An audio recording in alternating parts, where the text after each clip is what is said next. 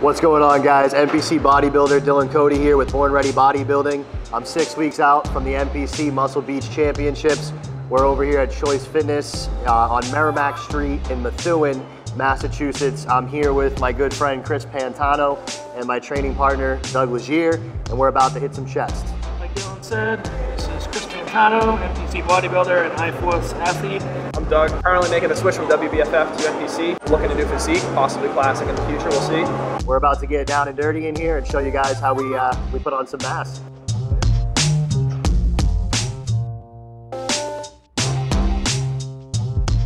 All right, so we started off here with some pec deck flies, just get a little blood in the muscle. I like to use this as my first movement on any chest day. Like I said, just get a little blood in there, warm up a little bit. Doug had it in him today, it seems, so he just started putting some heavy weight on real quick. He's been putting some lean muscle tissue on, so definitely trying to get some size on him. I personally don't really do isolation movements as my first exercise. I like to do a lot of lateral raises, front raises, and rotator cuff exercise to warm up. So this was a good change. I was able to get a good stretch in there and get my body primed for the pressing movements to come. One of the other reasons I like doing this too is to pre-exhaust, pre-fatigue the muscle a little bit. You know, in the past I've dealt with a little bit of pec injuries, primarily from lack of warming up, so these really just keep me healthy and just, you know, keep me strong in the long run. So for our second movement here, we hit some flat bench. Started up pretty light, 135 for all of us.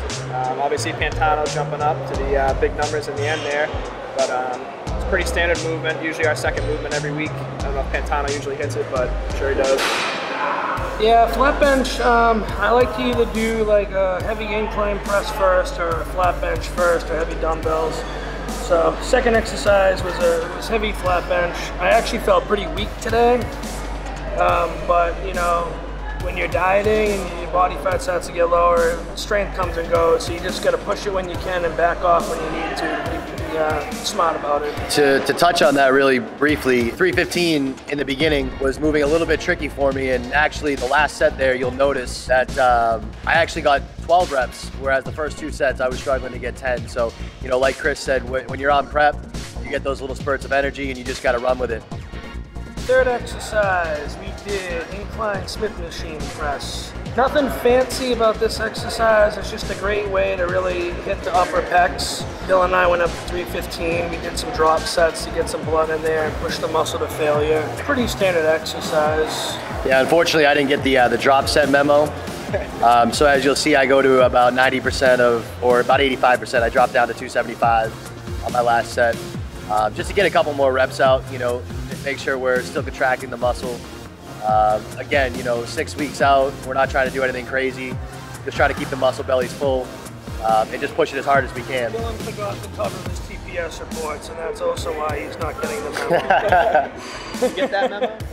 Well, yeah.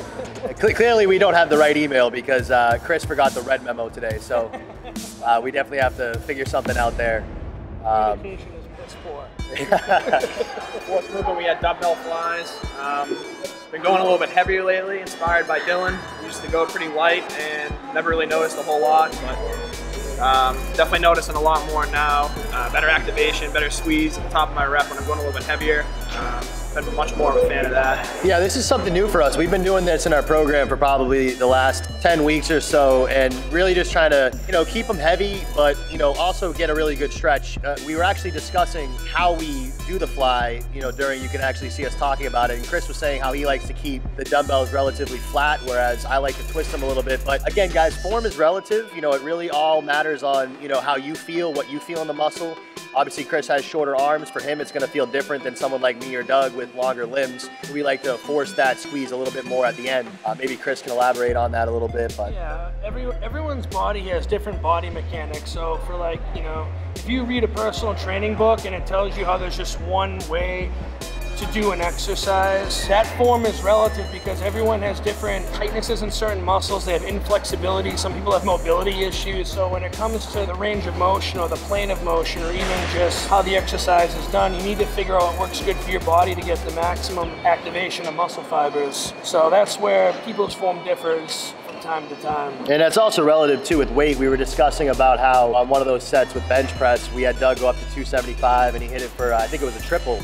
And it's all about forcing the muscle to grow. You know, people talk about form, people talk about using, you know, weight that you can get for a certain amount of reps, but again, if you don't put your muscle in an uncomfortable situation, you can't expect it to change. So sometimes those forced reps, using heavier weight than you're used to, that's gonna get a lot of that thickness, density, and that's gonna force your body to change. So the fifth movement we did was a machine press that we have. It's kind of tilted back at a slight incline, so it really forces a good stretch, a great contraction at the top, and it's just a good movement to finish up with at the end. I like to throw that in. You know, I was talking about how sometimes I'll do it vertically as well, just to change the movement up a little bit. Threw in a triple drop set at the end just to change things up, keep the blood flow, and just keep the body guessing. Yeah, usually how I like to do things when I train is, and I've said this before in other videos that I've done, I like to call it load and pump, where like my first few exercises are real heavy and explosive, and the rest of the exercises are more controlled, higher reps, more working on the stretch and the contraction, really stretching the muscle fascia, getting as much blood in there as possible. So,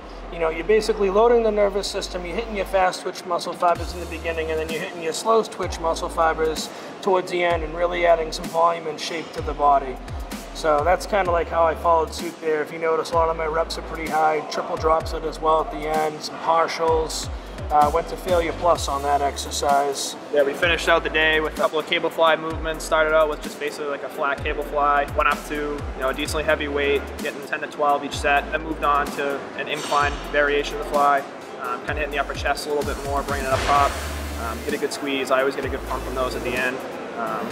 Looks pretty good too. Yeah, and these guys kept freaking trolling me.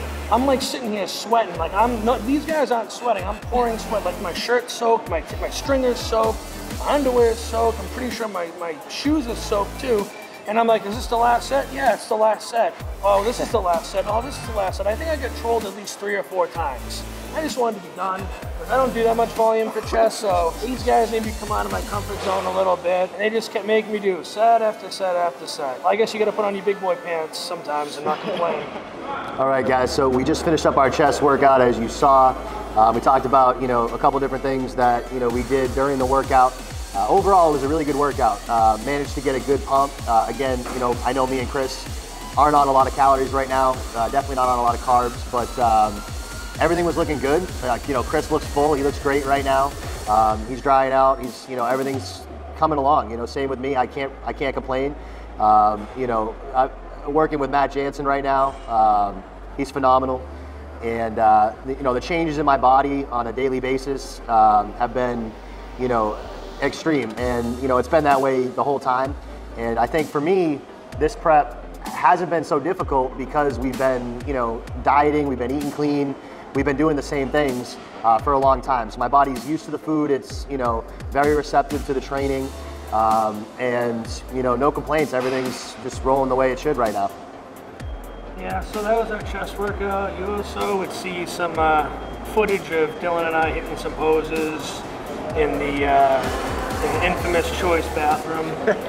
And you guys can see that I was making him tweak a few things, and you can see him making the adjustments, and his muscles would pop a little bit better, you know. So, I mean, if he could be, you know, when he steps on stage, he could be the biggest or most shredded guy out there, but if you can't present yourself the best way, it's you know, bodybuilding's an illusion. Someone who might have a less quality physique than you, if they know how to present it better, can beat you.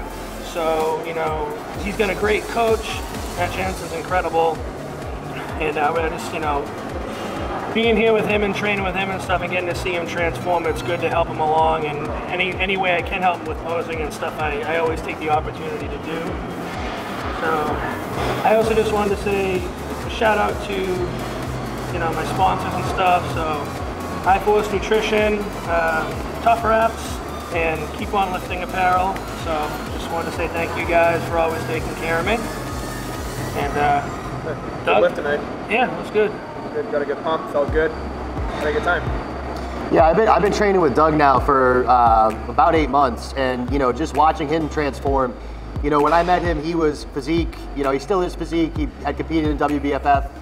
We're talking about getting him into the NPC, potentially down the road, switching him to classic physique. The growth he's experienced with the training, the strength increase, you know, has been outstanding. So we're just going to keep pushing the training, and I hope to see him on stage soon as well. And Chris mentioned, you know, him helping me with my posing. it's been surreal for me because, like I mentioned, you know, before, you know, I grew up watching his YouTube videos, following him on Instagram. So to have him in person, you know, helping me along, you know, and get to where I want to be, I'm really lucky to have that. And, you know, I'm lucky enough to train at the same gym as him. You know, guy's a beast, you know, strongest pound for pound, you know, guy I know. And, you know, one of the motivations for me to grow my legs, because like I said in the video, I don't know if you could hear it, but freakiest legs in the Northeast, this guy, unreal. Squats houses, he trains hard. So even if I can get to about 75% of where his legs are, I'll be happy with that. So, but yeah, that's about it, guys. There's gonna be a lot more coming your way. This is just the first for BornReady Bodybuilding, and we're gonna take over. Stay tuned.